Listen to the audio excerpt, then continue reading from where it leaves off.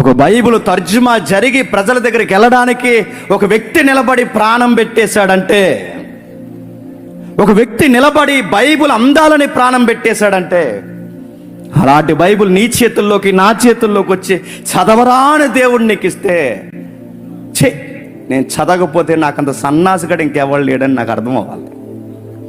నాకంత దరిద్రులు ఇంకెవరు లేరు. ఎందుకంటే బైబిల్ సామాన్యులకు అందాలని వాళ్ళు చనిపోయి రతుగాల మంటల్లో పెట్టి కూడా కాల్చేశారు. వాళ్ళ కసి సరిపోక ఆ మంటల్లో కాలిపోతూ ఆ తాడు కింద నలిగిపోతూ కూడా ప్రభువా ప్రజలకు బైబిల్ అర్థం అవ్వాలి, ప్రభువా ప్రజలకు బైబిల్ అర్థం అవ్వాలి, రాజుకు బైబిల్ అర్థం అవ్వాలి, బైబిల్ అర్థం అవ్వాలని ప్రార్థన చేసి చచ్చిపోయారండి.